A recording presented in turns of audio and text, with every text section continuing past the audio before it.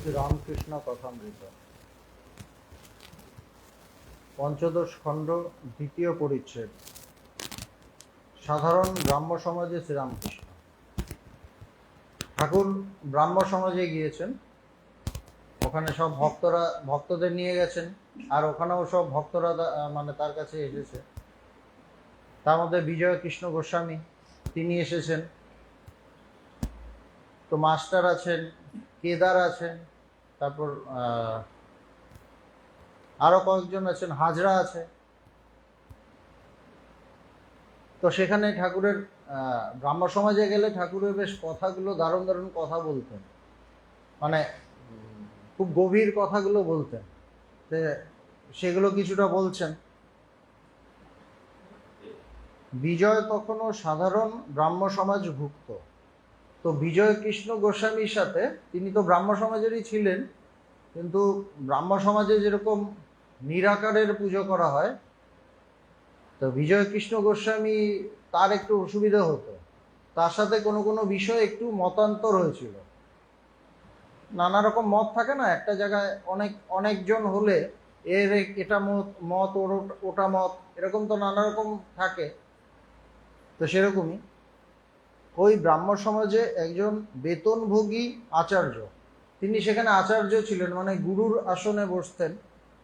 আরও বেশ কয়েকজন আচার্য ছিলেন, তার মধ্যে বিজয় কৃষ্ণ গোস্বামীও ছিলেন, মানে তাদের বোধহয় লেকচার টেকচার দিতে হতো। আজকাল তিনি ব্রাহ্ম সমাজের সব নিয়ম মানিয়া চলিতে পারিতেছেন না। বললাম যে সমস্ত নিয়ম তার সাথে একটু কোনো জায়গায় একটু ঝামেলা হচ্ছে, আর কি সমস্যা হচ্ছে। সাকারবাদীদের সঙ্গেও মিশিতেছেন। তো যারা সাকার ঈশ্বরের পুজো করে, তাদের সাথেও দেখা যাচ্ছে এই বিজয় কৃষ্ণ গোস্বামী মিশছেন। এবার এরকম হলে কি হয়, অন্যদের মধ্যে একটা সমস্যা হয়। ও তো ওখানে যাচ্ছে, ওখানে তো যাওয়ার নিয়ম নেই, ও কেন যাচ্ছে? এরকম সব জায়গাতেই হয়, সব সংগঠনেই হয় এরকম। কিছু কিছু নিয়ম কেউ মানে না, সেটা নিয়ে একটা আলোচনা হয়, অন্য জায়গায় একটা ভেতরে ভেতরে একটা চলতে থাকে। তো সেরকম একটা ওখানেও চলছে। এই সকল লইয়া সাধারণ ব্রাহ্ম সমাজের কর্তৃপক্ষীয়দের সঙ্গে তাহার মনান্তর হইতেছে। যেটা বললাম, সব মানছেন না তিনি। সমাজের ব্রাহ্ম ভক্তদের অনেকেই তাহার উপর অসন্তুষ্ট হইয়াছে। ঠাকুর হঠাৎ বিজয়কে লক্ষ্য করিয়া আবার বলিতেছেন। এবার ঠাকুর বিজয় কৃষ্ণ গোস্বামীকেই বলছেন, শ্রীরামকৃষ্ণ বিজয়ের প্রতি সহাস্যে, তুমি সাকারবাদীদের সঙ্গে মেশো বলে তোমার নাকি বড় নিন্দা হয়েছে। ডাইরেক্ট কথা বলে দিয়েছেন। এবার ওদেরই তো যারা নিন্দা করছে তারাও তো অনেকে বসে আছে, তার মধ্যে হঠাৎ বিজয়কে বলে দিয়েছে। একটা অস্বস্তিকর পরিস্থিতি। বলছে তুমি সাকারবাদীদের সঙ্গে মেশো বলে তোমার নাকি বড় নিন্দা হয়েছে। যে ভগবানের ভক্ত তার কুটস্থ বুদ্ধি হওয়া চাই। বলছে যে ভক্ত, তার বুদ্ধি কিরকম হবে বা তার মনটা কেমন হবে? কুটস্থ বুদ্ধি। কুটস্থ বুদ্ধি কেমন? বলছে যেমন কামার শালের নাই, হাতুড়ির ঘা অনবরত পড়ছে তবু নির্বিকার। বলছে কামার শালে যে নাই মানে কি, ওই জুতো করে সেলাই করে, সেটা বোধ হয়, যাই না। তো ওটার মধ্যে তো জুতো টুটো সেলাই করে, তো হাতুড়ির ঘা পড়ে। তো হাতুড়ির ঘা যখন পড়ে, ওটা তো কোনো ব্যাকে ট্যাকে না, ওটা তো লোহা দিয়ে তৈরি, ওটা একদম স্থির থাকে। তো বলছে যে হাতুড়ির ঘা অনবরত পড়ছে তবু নির্বিকার, মানে তোমার উপর ঘা পড়বে কিন্তু তোমাকে নির্বিকার থাকতে হবে। তোমাকে যে যা খুশি বলবে, তোমাকে নির্বিকার থাকতে হবে। তার মানে ঠাকুর টেকনিক্যালি ওনাকে সাপোর্ট করছে। কিন্তু ঠাকুর কোথায় গিয়ে সাপোর্ট করছেন? নিরাকারবাদীদের জায়গাতেই গিয়ে কিন্তু করছেন। এটাই হলো সত্যের জোর, ওখানে গিয়ে কিন্তু ওদের মনের মতো করে কথা বলছেন না, এবং বিজয় কৃষ্ণ গোস্বামীকে ওটা নিয়ে অ্যাড্রেস করছেন। তা বলে যে ঠাকুর নিরাকার মানেন না তা তো না, ঠাকুর দুটোই মানেন, ঠাকুর দুটোতেই আছেন। কিন্তু যারা বলে শুধু নিরাকার খারাপ, বা যারা বলে শুধু সাকার খারাপ, দুটোকে তিনি এইটাকে তিনি মানেন না। বিজয়কৃষ্ণ গোস্বামী তো বলেননি নিরাকার ভুল, নিশ্চয়ই বলেননি, কিন্তু সাকারবাদীদের সাথেও মিশছেন, এটাতে অনেকের একটু গাত্রদাহ হচ্ছে, গায়ে জ্বালা ধরেছে, তো ঠাকুর তাকে সাপোর্ট করছেন। কিন্তু কিভাবে বলছেন? আধ্যাত্মিকভাবে বলছেন। এটা বলছেন না যে হ্যাঁ তুমি ঠিক করছো, তুমি মানবে না, এরকম বলছেন না, কিন্তু আগুন ধরাচ্ছেন না, তিনি আধ্যাত্মিকভাবে সলিউশন করছেন, তিনি সমাধান দিচ্ছেন। তারা তো মানুষকে সলিউশন দিতে আসে, তারা প্রবলেম ক্রিয়েট করতে আসেন না। তার প্রবলেম অলরেডি আছে সারা পৃথিবীতে, যে কোনো জায়গায় যে কোনো সংগঠনে হাজার রকম সমস্যা আছে, কিন্তু সমাধানের কথা খুব কম মানুষ বলে, সমস্যার কথা বলে। মানুষ নানা রকম সমস্যার কথা তোলে, ওই ভুল করছে, সেই ভুল করছে, এগুলো তোলে, কিন্তু তাকে যদি বলা হয় তুমি গিয়ে ঠিক করো, বোঝাও, তখন কিন্তু যাবে না, তখন যায় না মানুষ। কেন যায় না? সে যদি ভালো হয়ে যায় তার তো প্রবলেম, খারাপ থাক তাহলে তার কথা বলতে পারবো, ব্যাপারটা ওরকম হয়ে যায়। সমাধান কেউ চায় না, সবাই সমস্যাটা চায়, সমস্যাটা ফোকাস করতে চায়। সব যুগে একই অবস্থা, কিন্তু যারা অবতার পুরুষ, যারা মহাপুরুষ, তারা কি করেন? তারা সমাধান দিতে আসেন, তারা মেলাতে আসেন, তারা কাউকে বাদ দিতে আসেন না। ভগবান কাউকে বাদ দিতে আসেননি, ঠাকুর কাউকে বাদ দিতে আসেনি, স্বামীজি কাউকে বাদ দিতে আসেননি, কিন্তু আমরা মেলাতে পারি না, আমরা শুধু দোষ ধরতে পারি, আমরা সমাধান করতে পারি না। তো এখানে কি বলছেন? যে অসৎ লোক তোমাকে কত কি বলবে, নিন্দা করবে, তুমি যদি আন্তরিক ভগবানকে চাও তুমি সব সহ্য করবে। বলছে তোমার যদি বিষয় ঈশ্বর হয় তুমি সব সহ্য করবে, কিন্তু বিষয় যদি অন্য কিছু হয় তাহলে তুমি চিৎকার চেঁচামেচি করবে, এই করবে সেই করবে। ঠাকুর কিন্তু তাকে বলে দিলেন যে তুমি সহ্য করো।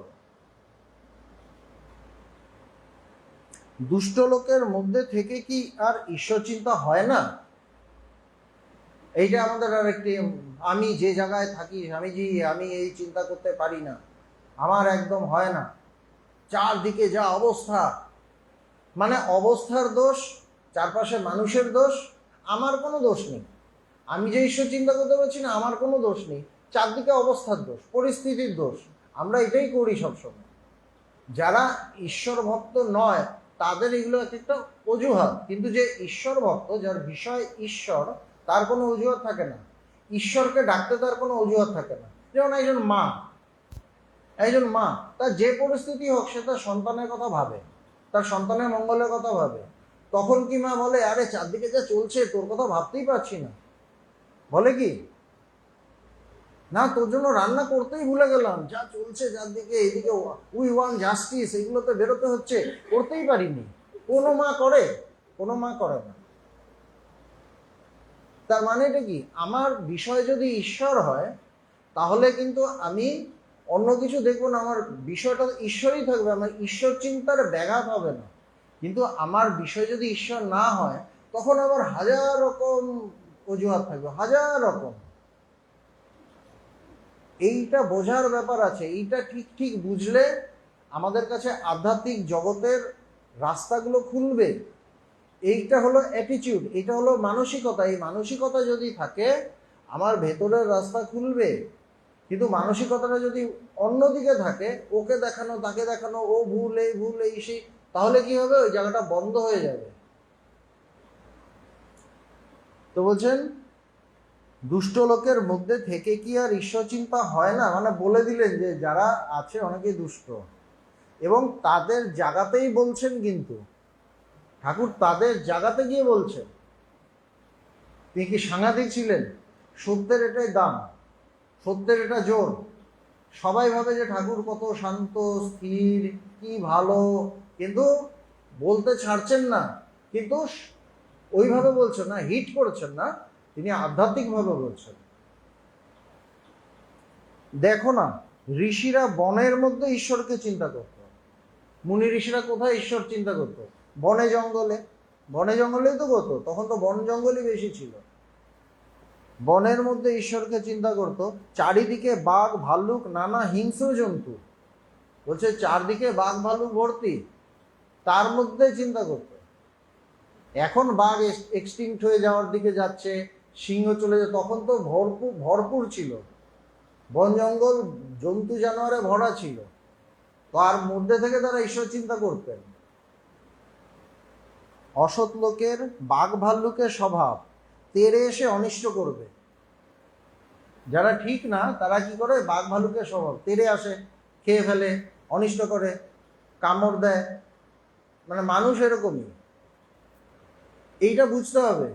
আমি যদি তাদের অজুহাত দিই তাহলে আমার কোনোদিন ঈশ্বর চিন্তা হবে না, কেননা এই ধরনের মানুষের জগৎ ভর্তি থাকে, তার মধ্যেই আমাকে ঈশ্বর চিন্তাটা করে যেতে হবে। অজুহাত খাটে না এখানে। ঋষিরা যদি বন জঙ্গলের মধ্যে বাঘ ভালুকের মধ্যে ঈশ্বর চিন্তা করতে পারে, তাহলে আমি সংসারে থেকে ঈশ্বর চিন্তা করতে পারি। আমি যদি বলি হয় না, পরিস্থিতি এই জন্য হচ্ছে না, তাহলে এটা ভুল কথা। এই কয়েকটির কাছ থেকে সাবধান হতে হয়। তো ঠাকুর আবার বলে দিয়েছেন কি কি থেকে সাবধান হতে হয়।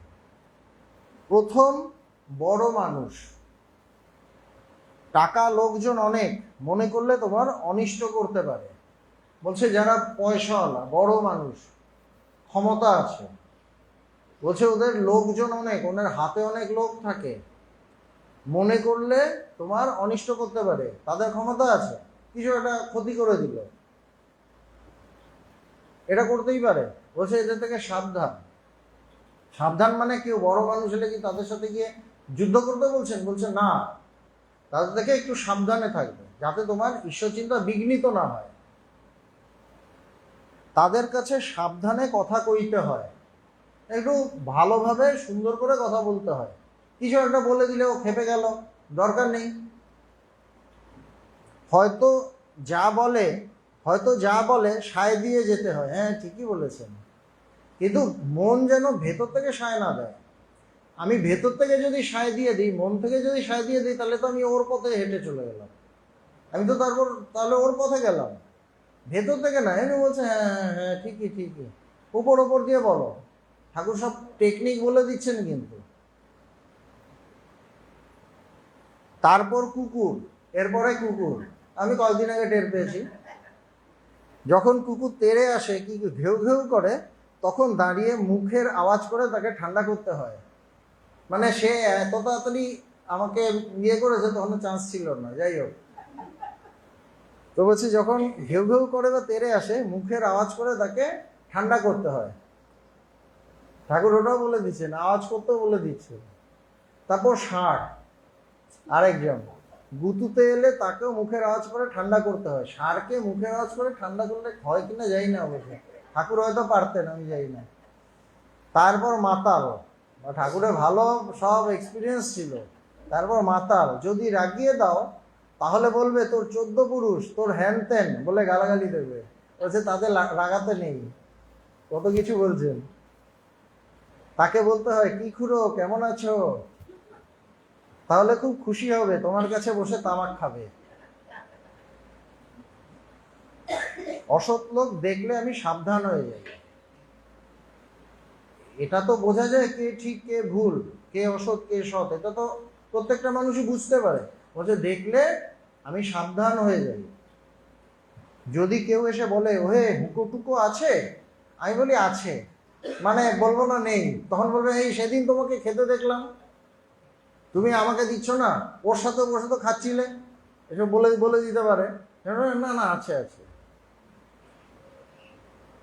কেউ সাপের স্বভাব, ঠাকুর কত কিছু, এত কিছুতে শেষ হয়নি। বলছে কেউ সাপের স্বভাব, তুমি জানো না তোমায় ছোবল দেবে, এইটাই সব থেকে সাংঘাতিক। এর আগের যে লোকজন, ওদের থেকে ইয়ে করা যায়, ওদের থেকে প্রোটেকশন নেওয়া যায়, কিন্তু এই যে সাপের স্বভাব, তুমি জানো না তোমায় ছোবল দেবে, এইটা বড় ডেঞ্জারাস। কে কখন কোন দিকে ছোবল দেবে, সাপের স্বভাব আমরা বুঝতে পারি না। সাপ তো হঠাৎ ছোবল দিয়ে দেয় না, রাস্তা দিয়ে হেঁটে আসছি, কোথায় ঘাপটি মেরে আছে কেউ জানি না, হঠাৎ করে ছোবল দিয়ে দিল, আর সেই ছোবলে একদম মরমর অবস্থা, বা মরে গেলাম। বলছে তুমি জানো না তোমায় ছোবল দেবে। এই ধরনের মানুষ প্রচুর থাকে পৃথিবীতে, তাদের থেকে সাবধান থাকতে হয়, ভীষণ শার্প হতে হয়, বুঝতে হয় কে কখন ছোবল দেবে। তুমি জানো না মানে, জানো না মানে কি? জানো না মানে সে আমার সামনে কামোফ্লাজ করে আছে, আমার সামনে মুখোশ পরে আছে, আমাকে দেখাচ্ছে পছন্দ করে কিন্তু অ্যাকচুয়ালি পছন্দ করে না। ছবল তো সেই মারে, সেই সাপের স্বভাব। বোঝা যাচ্ছে না, জানি না কেন বলছে, জানি না এই জন্যই বলছেন যে আমার সামনেই আছে হয়তো, কিন্তু আমার সামনে মিষ্টি মিষ্টি কথা বলে গেল হয়তো, কিন্তু পরে গিয়ে দেখা যাচ্ছে অন্য জায়গায় গিয়ে অন্য কথা বলছে, এগেনস্টে বলছে। এরকম হয়। ছবল সামলাতে অনেক বিচার আনতে হয়। ছবল মানে এমন করলো, এমন কিছু হয়তো আমার সম্পর্কে বা কারো সম্পর্কে কিছু একটা বাজে কথা বললো, রটিয়ে দিল, ওইটা কানে গেল, যেই কানে গেল মনটা ডিস্টার্ব হয়ে গেল।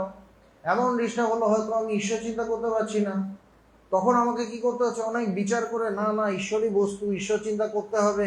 আমার মনটা এমন ডিস্টার্ব হয়ে গেছে, ওদের থেকে বেশি ডিস্টার্ব হয় না কিন্তু যাদের খুব ইগো আছে, অহংকারী, বা যাদের খুব টাকা পয়সা আছে, বা যারা একটু মদ টদ খায়, মাতাল, তাদের থেকে একটু সামনে গিয়ে হ্যাঁ হ্যাঁ হ্যাঁ করে দিলাম, তারা চলে যাবে, বেশিক্ষণ আর জ্বালাবে না। কিন্তু এই পিছন থেকে যারা ছবল মারে তারা কিন্তু বড় ডেঞ্জারাস, তাদের থেকে ভীষণ সাবধান হতে হয়। আর তারা যে ছোবলটা মারে, বিষ যেরকম সারা শরীরে ছড়িয়ে পড়লে তখন ছটফট ছটফট ভয়ঙ্কর অবস্থা হয়, সেরকম তারা এমন ছোবল মারে মন টন একদম বিষাক্ত হয়ে যায়। ওই বিষ সামলাতে গেলে অনেক বিচার করতে হয়, অনেক ঈশ্বর চিন্তা করতে হয়, কিন্তু পারা যায় না, এমন করে দেয়। এই জন্য বলছেন যে তা না হয় অনেক বিচার আনতে হয়, তা না হলে হয়তো তোমার এমন রাগ হয়ে গেল যে তার আবার উল্টে অনিষ্ট করতে ইচ্ছা হয়। বলছে তোমারও এমন হয়ে গেল, তোমারও মনে হলো একে অনিষ্ট করবে। এই যে তোমার অনিষ্ট করবো মনে হলো, তোমার তো পতন হয়ে গেল। আমার যদি মনে হয় আমি কাউকে অনিষ্ট করবো, কেন ও আমার সম্পর্কে এই বলেছে, ওই লোকটাকে এই বলেছে, আবার সেখান থেকে আমি হয়তো শুনে নিয়েছি, এবার তো আমার মনে হবে যে ওকেও আমি খুব ইয়ে করবো, কিছু একটা করব। এই যে মনে হলো, সঙ্গে সঙ্গে আমার পতন হয়ে গেল, কিন্তু সঙ্গে সঙ্গে আমার পতন হয়ে গেল। তবে মাঝে মাঝে সৎসঙ্গ বড় দরকার। বলছে এদের থেকে সাবধান থাকতে হয়, আর শুধু সাবধান থাকলেই হয় না, সৎসঙ্গ করতে হয়। যেখানে ঈশ্বরের কথা হয় সেখানে যেতে হয়, সেই সঙ্গ করতে হয়। সঙ্গ করলে কি হয়? মনটা সহজভাবে ঈশ্বর চিন্তা করতে শুরু করে, নাহলে মনটা সহজভাবে ঈশ্বর চিন্তা করতে পারে না। আমি যদি কোনো মহাপুরুষের কাছে যাই, গুরুর কাছে যাই, তখন কি হয়? তার কথা শুনে আমার ভেতরে ঈশ্বর চিন্তাটা আসে, আসতে কঠিন হয় না, ওটা সহজ হয়ে যায়। এই জন্য বলছে সৎসঙ্গ বড় দরকার।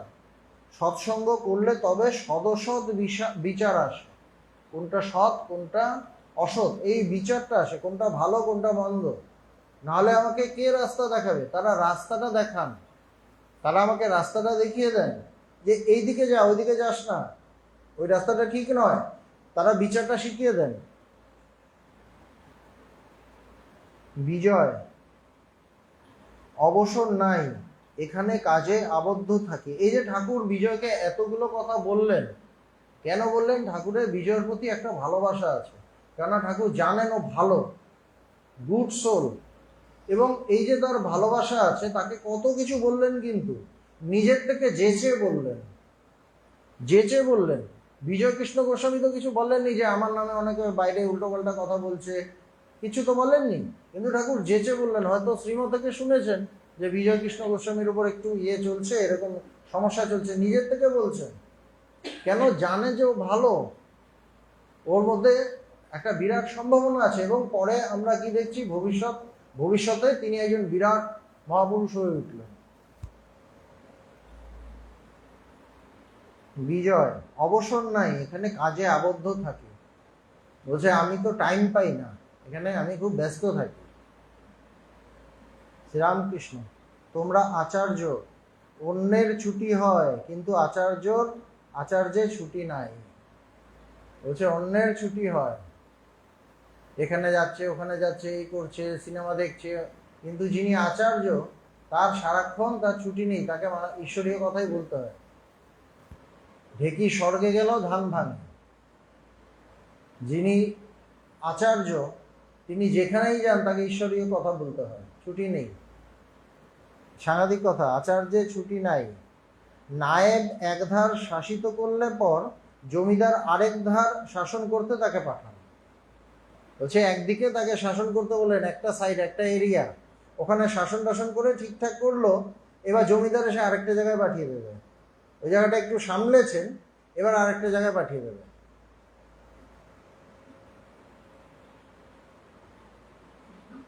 তাই তোমার ছুটি নাই। সকলের হাস্য। বিজয় কৃতাঞ্জলি হইয়া, আপনি একটু আশীর্বাদ করুন। এ কি সুন্দর। বলছে আপনি আশীর্বাদ করুন, কেন? বিজয় কৃষ্ণ গোস্বামী ঠাকুরকে চিনতে পেরেছিলেন, এই জন্য বলছেন আশীর্বাদ করুন।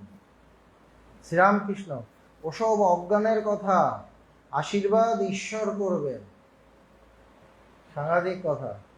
এই যে আশীর্বাদ করুন বলছে অজ্ঞানের কথা, বলছে কোনো মানুষ আশীর্বাদ করতে পারে না, আশীর্বাদ ঈশ্বর করেন। ঠাকুর তিনি কিন্তু ঈশ্বর, তাও যেহেতু মানুষ রূপে এসেছেন তিনি ওইভাবে, এটাও একটা তার শিক্ষা, লোকশিক্ষা। মানে তিনি দেখাচ্ছেন যে যখন আমি মানুষ হিসেবে এসেছি তখন আমি বলবো না যে আমি আশীর্বাদ করি, ভেতরে তার আশীর্বাদ তো আসেই ভেতরে, কিন্তু ওইভাবে বলবেন না, কেন? তাহলে তত্ত্ব ভুল হয়ে যাবে যে আশীর্বাদ ঈশ্বর করেন। এই জন্য বলছে এইসব অজ্ঞানের কথা। বিজয়, আজ্ঞা আপনি কিছু উপদেশ দিন। বলছে আপনি আমাকে কিছু বলুন। শ্রীরামকৃষ্ণ, সমাজগৃহের চতুর্দিকে দৃষ্টি নিক্ষেপ করিয়া সহাস্যে, বলছে চারদিকে তাকিয়ে তাকিয়ে বলছেন হাসতে হাসতে, এ একরকম বেশ, সারে মাতে, সারও আছে মাতও আছে। সকলের হাস্য। বলছে এই যে তোমাদের সবাই তো ঈশ্বরীয় চর্চাই করে ব্রাহ্ম সমাজে, বলছে তোমাদের বেশ একদিকে ভালো, তার মধ্যে জগতও আছে আবার ঈশ্বরও আছে, মানে সারও আছে মাতও আছে। বলছে সারে মাতে, আমি বেশি কাটিয়ে জ্বলে গেছি। বলছে আমার সব জ্বলে গেছে, আমার আর আলাদা করে জগতের কোনো ইয়ে নেই। নকশ খেলা জানো, 17 ফোঁটার বেশি হলে জ্বলে যায়, এরকম কোনো খেলা আছে ছিল তখন, এখন খেলে কিনা জানি না। বলছে 17 ফোঁটার বেশি হলে জ্বলে যায়, একরকম তাস খেলা। যারা 17 ফোঁটার কমে থাকে তারা 5-এ থাকে, 7-এ থাকে, 10-এ থাকে, তারা শেয়ানা। বলছে তারা শেয়ানা, 7-এ থাকে, 5-এ থাকে, মানে পুরোটা যায় না। পুরোটা গেলে তো জ্বলে যাবে, বলছে পুরোটা যায় না। আমি বেশি কাটিয়ে জ্বলে গেছি। বলছে আমি বেশি কাটিয়ে এমন জায়গায় পৌঁছে গেছি ওখানে জ্বলে গেছি, ওখানে আমিটাই নেই, ওখানে আমি নেই, সুতরাং জগৎও নেই। আমি নেই যখন, জগৎ কোথায়?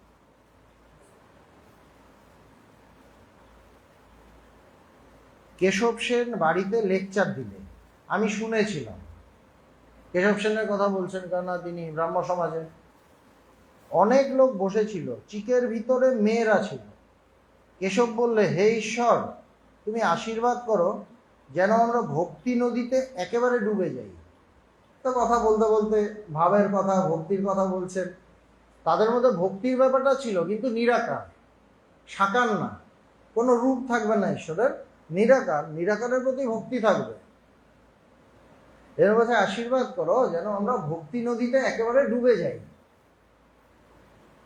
আমি হেসে কেশবকে বললাম, ভক্তি নদীতে যদি একেবারে ডুবে যাবে তাহলে চিকের ভিতর যারা রয়েছেন ওদের দশা কি হবে? বলছে মেয়েরা যে আছে তোমাদেরই তো সব বউটো, ওরা কোথায় যাবে তুমি যদি ডুবে যাও?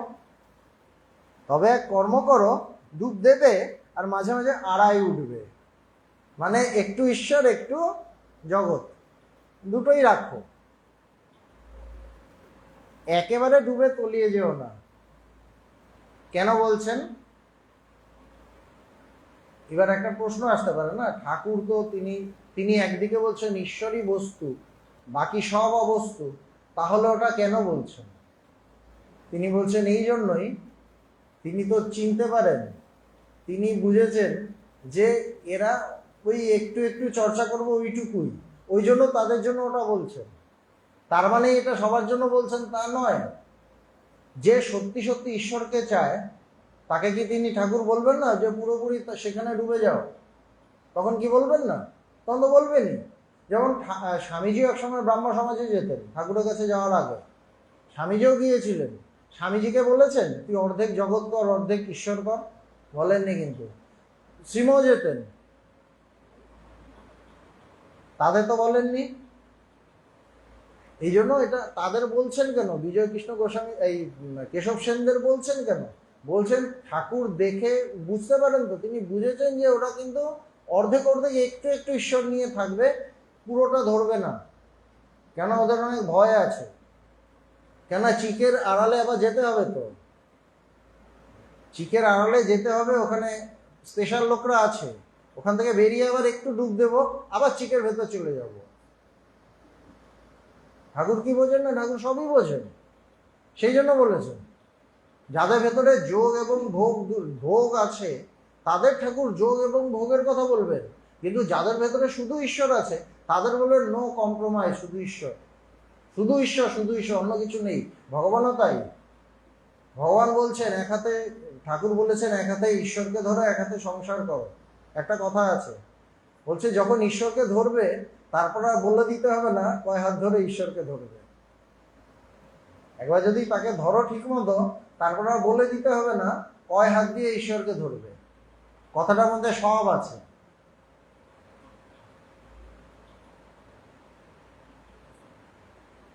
তবে এক কর্ম করো, ডুব দেবে আর মাঝে মাঝে আড়াই উঠবে, একেবারে ডুবে তলিয়ে যেও না। এই কথা শুনে কেশবা সকলে হো হো করে হাসতে লাগলো। মানে তাদের ভাল লেগেছে, তাদের মনের মতো কথা। হাসবে কেন? তারা তো বলবে ঠাকুর আপনি তো একেবারে তলিয়ে গেছেন, আমাকে কেন বলছেন আড়াই উঠতে? তারা বলবে তো, তারা বলেনি কিন্তু। তারা হাসছে, মজা পেয়েছে। হ্যাঁ, ঠাকুর আমাদেরটাই, আমাদের কথাই ভেতরে ভেতরে ওটাকেই সাপোর্ট করলেন। আধ্যাত্মিকতা ভীষণ ডেঞ্জারাস জিনিস, প্রচণ্ড সূক্ষ্ম। এবং যারা বলেন, যারা ঠাকুরের মতো, তারা এমন জায়গায় বসে থাকেন, তারা প্রত্যেকের খোল সব জানেন, তাদের ভেতরে কি আছে সব জানেন, তাদের মতো করে বলেন। তাদের কি ভালো লাগে এটা বলতে? তাদের ভালো লাগে না। কেন? আসল সত্য হলো ব্রহ্ম সত্য, জগৎ মিথ্যা, ঈশ্বরী বস্তু, বাকি সব অবস্থা। এটা তারা খুব ভালো জানেন, তারা এটাই বোঝাতে চান, কিন্তু দেখেন যে নিতে পারবে না অতটা। তখন তাদের জন্য মনে হয় ঠিক আছে বাবা, তুমি যতটা পারো ততটা খাও, এর বেশি না। তা হোক, আন্তরিক হলে সংসারেও ঈশ্বর লাভ করা যায়। আবার বলছেন যে ঠিক আছে, তবে তুমি যদি আন্তরিক থাকো সংসারের মধ্যেও ঈশ্বর লাভ করতে পারবে। আমিও আমার এইটি অজ্ঞান, হে ঈশ্বর তুমিও তোমার এইটি জ্ঞান। আমিও আমার এইটি অজ্ঞান, তুমিও তোমার এইটি জ্ঞান। যখন আমাদের ভেতর থেকে আসবে সব তোমার, সব তুমি, আমি বলে কিছু নেই, এটাই জ্ঞান। আর আমি আমি ভাব, আমি এই করেছি, আমি এই করেছি, আমি একটা বিরাট কিছু, এটা অজ্ঞান। সংসারে থাকো যেমন বড় মানুষের বাড়ির ঝি, সব কাজ করে, ছেলে মানুষ করে। বাবুর ছেলেকে বলে আমার হরি, বাবুর ছেলেকে বলে আমার হরি, কিন্তু মনে বেশ জানে এবারই আমার নয়, এ ছেলেও আমার নয়। সে সব কাজ করে কিন্তু তার মন দেশে পড়ে থাকে। সে সব করছে, বাড়ির ঝি যেরকম, কিন্তু তার মন দেশে পড়ে আছে। দেশ মানে কি? ঈশ্বর। আমি সংসারের মধ্যে সব কাজ করব, কিন্তু বাড়ির ঝির মতো, ঝি মানে ঈশ্বরের ঝি, ঈশ্বরের ঝি, ঈশ্বরের চাকর, তার দাস, তিনি সংসারে রেখেছেন, এটা তার সংসার। এই যে তুমিও তোমার, এটাই জ্ঞান বলছে না। তখন এই ভাবটা হবে যে আমি তোমার দাস, তুমি রেখেছ। মুখে বলবে আমার ছেলে, আমার সব, আমার নাতি, আমার সমস্ত কিছু, কিন্তু ভেতরে জানবে তুমি সব, আমি কিচ্ছু নই, আমারও আমার বলেও কেউ নেই, সব তুমি। ভেতর থেকে জানবে, অন্তর থেকে, ওপর দিয়ে বলবে না, অন্তর থেকে জানবে আমি কেবল তার দাস। যেন যে এই গৃহ পরিবার পুত্র এসব আমার নয়, সব তার। সংসার করো, সংসারে সব কর্ম করো, মন ঈশ্বরের দিকে মন রেখো। আমি মনে ত্যাগ করতে বলি, সংসার ত্যাগ বলি না। এই জন্য ভগবান যখন সংসার ত্যাগ করতে চাইলেন তার গুরুদেবের কাছে গিয়ে, গুরুদেব বললেন না, সারদা মা বলেছেন গৃহীদের অন্তর সন্ন্যাস, মনে ত্যাগ। মনে ত্যাগ মানে কি? আসক্তি ত্যাগ।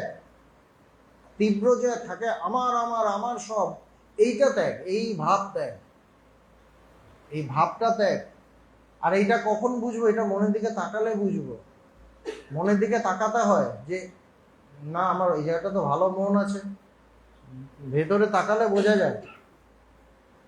অনাসক্ত হয়ে সংসারে থেকে আন্তরিক চাইলে তাকে পাওয়া যায়, সংসারে থেকেও তাকে পাওয়া যায় আন্তরিকভাবে।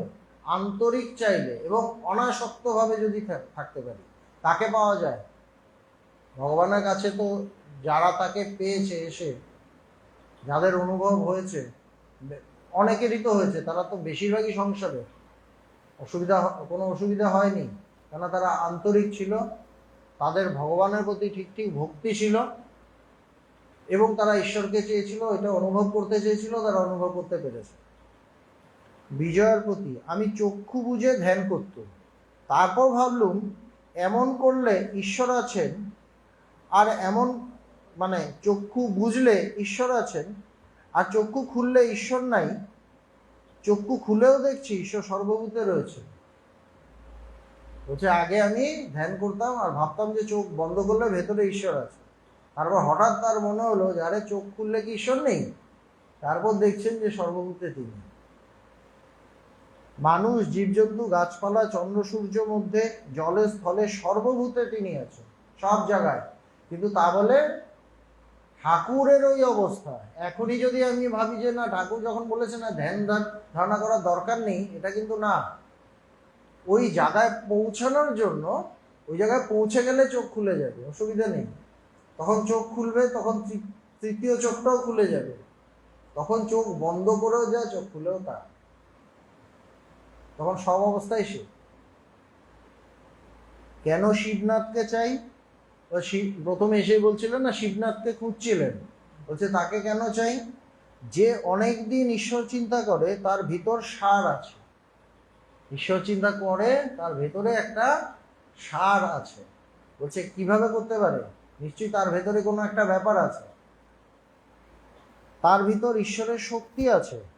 আবার যে ভালো গায়, ভালো বাজায়, কোনো একটা বিদ্যা খুব ভালো করে ভালো রকম জানে, তার ভিতরেও সার আছে। আবার থাকে অনেক মানুষের অনেক গুণ থাকে, এক একজনের এক একটা গুণ। কেউ খুব ভালো গাইতে পারে, কেউ খুব ভালো ধ্যান করতে পারে, কেউ খুব ভালো বলতে পারে, কেউ খুব ভালো কাজ করতে পারে।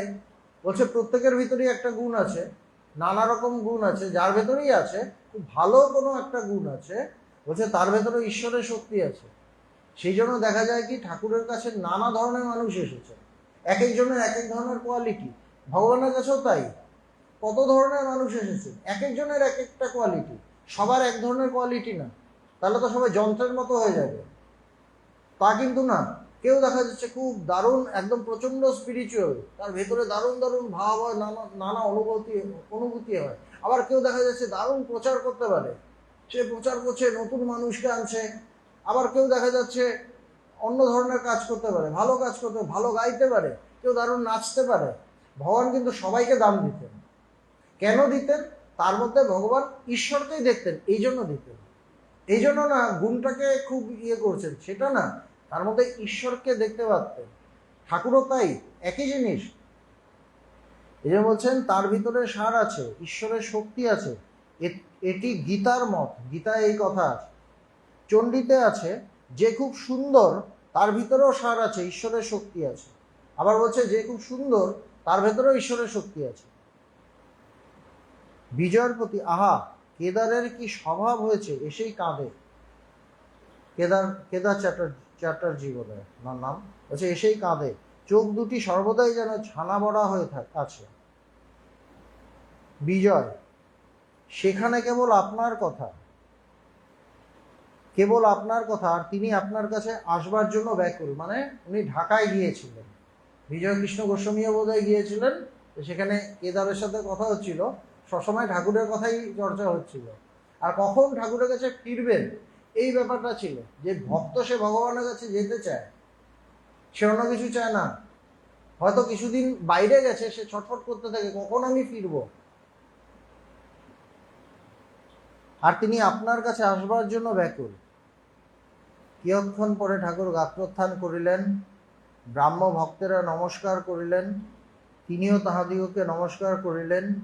ঠাকুর গাড়িতে উঠিলেন, অধরের বাড়িতে প্রতিমা দর্শন করিতে যাইতেছেন। ওখানে হলো এবার অধরের বাড়িতে প্রতিমা দেখতে যাবেন। তো মূল কথা এটাই যে তিনি বস্তু, ঈশ্বরই বস্তু, বাকি সব অবস্তু তাকে নিয়েই থাকতে হবে। তাকে নিয়ে যদি থাকি আমি সব পাবো, আর যদি না থাকি তাহলে ওই মাঝে মাঝে চিকে যাব, চিকে বেশি সময় কাটাবো, মাঝে মাঝে টুক করে সবাই যখন আসছে তখন এসে একটু ডুব দিয়ে দিলাম, এই দেখো আমি ডুব দিয়েছি, তারপরে এবার চিকের ভেতর। কিন্তু চেকের ভিতর ঈশ্বরকে পাওয়াটা কঠিন আছে, তবে আন্তরিক হলে পাওয়া যায়। এটাই বলছেন, আন্তরিক হলে পাওয়া যায়।